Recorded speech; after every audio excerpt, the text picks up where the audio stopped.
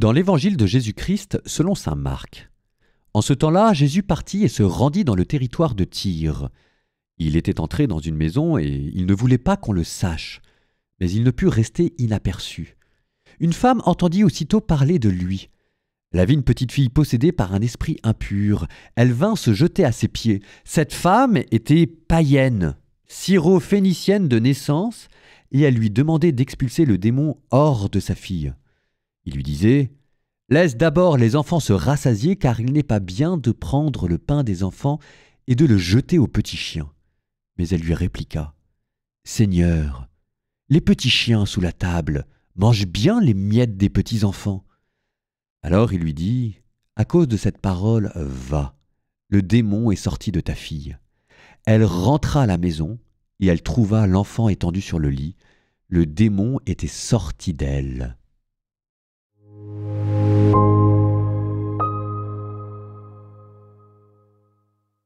Aujourd'hui, Jésus se planque. Jésus a envie d'être un peu tranquille et qu'on le laisse un peu vivre sa vie. Et donc, il se planque au carré. Il se planque une première fois en allant dans le territoire de Tyr, qui est un territoire situé hors de la terre d'Israël à cette époque-là, un territoire païen. Donc, il est peu probable que les pharisiens viennent l'embêter là-bas, eux qui sont très attachés à la pureté. Et il se planque une deuxième fois en allant dans une maison. En allant dans une maison, c'est-à-dire un endroit relativement secret, en tout cas dans du domaine de l'intimité. Et normalement, on n'est pas trop censé poursuivre les gens dans les maisons, même si parfois on a le sentiment que rien n'arrête les gens quand même.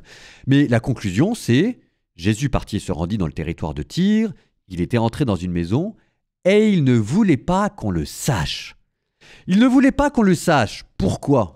Peut-être parce qu'il avait envie de respirer devant le harcèlement juridique que lui causaient les pharisiens. Souvenez-vous, nous sommes en pleine controverse sur le pur et l'impur.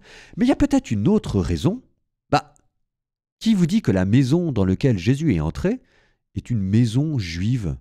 Ça se trouve, ça paraîtrait plus logique, il est rentré dans une maison païenne. Je veux dire, il est quand même dans un territoire païen. Mais ça veut dire quoi le problème? Le problème, c'est que quand vous rentrez dans une maison païenne, vous devenez impur.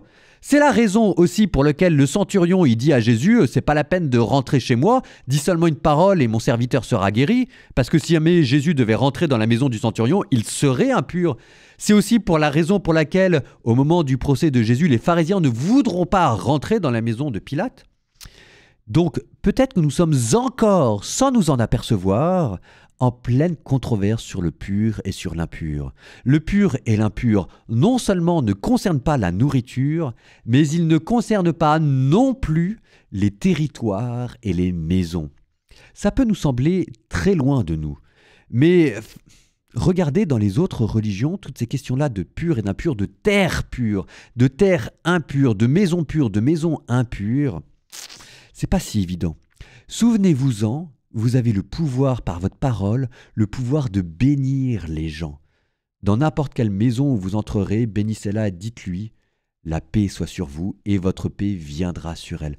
Vous avez le pouvoir de pacifier, le pouvoir de purifier, le pouvoir de bénir, et c'est pas rien.